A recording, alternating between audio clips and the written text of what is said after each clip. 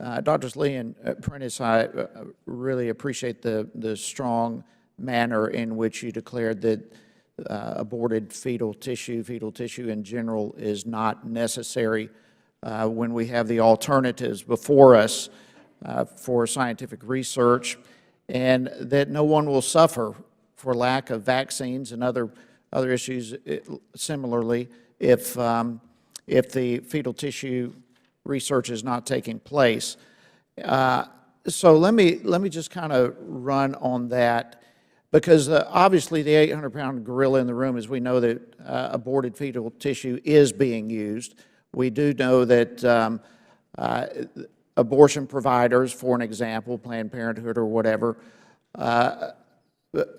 performs an abortion, then they sell the body parts to a middleman company who then sells it to research institutions or whatever, and oftentimes, I'm afraid, federal grants are used in this process. Is that the general method as far as you understand?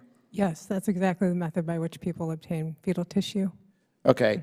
Now, so we know this process is still going on. Are you at all familiar with the type of claims that are made by abortion providers on the informed consent forms that they give out in terms of the type of research that is done with fetal tissues and the diseases that supposedly it helps? Yes, Congressman. In fact, I have a copy of a consent form from one of those facilities, and if I might read it into the record, it says, research using the blood from pregnant women and tissue that has been aborted has been used to treat and find a cure for such diseases as diabetes, Parkinson's disease, Alzheimer's disease, cancer, and AIDS. I didn't know we had a cure for any of those. It's my understanding we don't, okay. Congressman. Well, that would be my understanding as well. And yet, so is it fair to say that some of that information is at best misleading or inaccurate? I'd say that's a fair statement. In fact, when this was presented to a group where I was at, where various ethicists and scientists were read that statement, all of them, to a person, said that particular statement would not have passed their institutional review board as being a fair and full consent. So what do you think that tells us about the business of fetal tissue procurement?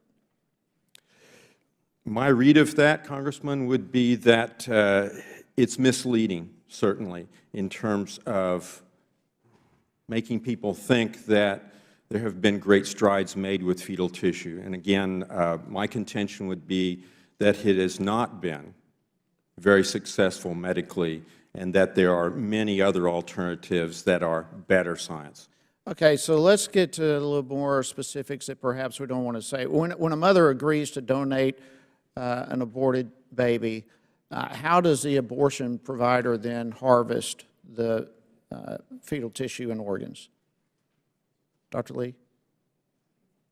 So the abortion provider the abortion provider will provide the actual fetus to a third-party vendor, such as ABR, Stem Cell Express, and then they will harvest the tissues and isolate the cells that they want, and then that's what they can sell.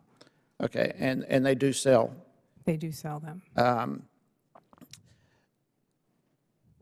Supposedly, these parts are not to be sold for valuable consideration. In other words, they're not to be a profitable sale. And yet we all know that's not happening. In fact, a year ago this month, two companies in California had to pay almost $8 million for selling a baby liver, $350, the thymus, $500. We can go on and on and on with this. I think a lot of times, though, profit is made in the transporting of these body parts to try to get around the law. It seems like there's a real weakness in our law protecting the valuable consideration. Would you agree with me in that regard? I believe that there are some serious concerns with how they are charging some of these fees. Dr. Prentice, would you agree? Yes, I'd agree. Okay. Well, using the alternatives that you talk about, that both of you have mentioned that have been so successful to the extent that you believe that the fetal tissue is not even needed for scientific research, I'd like to get into is it what's the cost comparison? Let's go this route. The cost comparison between the alternative use versus the fetal tissue use of research. I can give you one example, just in regards to if you want to use humanized mice to test immune response. So the current, one of the most popular methods, as we know, is to obtain the fetal liver and the fetal tissue, and the fetal liver and the fetal thymus to generate these human mice from the fetus. But it's been shown in a recent manuscript that if you obtain neonatal thymus, that this is actually more efficient and more abundant. So that in the end is going to mean that it's going to cost less. So for example, the authors state that it's more abundant because more than 1,000 fragments can be obtained from one donor. This compares to fetal liver, which you can only obtain 20 fragments per aborted fetus. So that means that they can engraft 50 times more mice per donor with neonatal tissue versus fetal tissue. So just in that one example, it's going to be a cost. Dr. Prentice, do you have anything you'd like to add to that? Not at this time. Okay. Listen, I appreciate there's a lot more directions we can go with all of this, but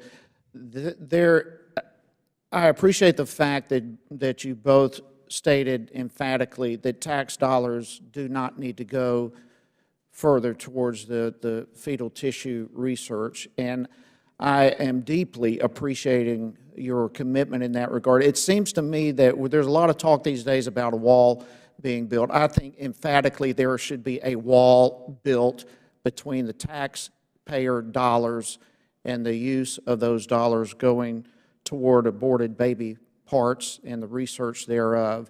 And I appreciate the fact that you are giving testimony to Congress in that regard as well. And Mr. Chairman, I yield back.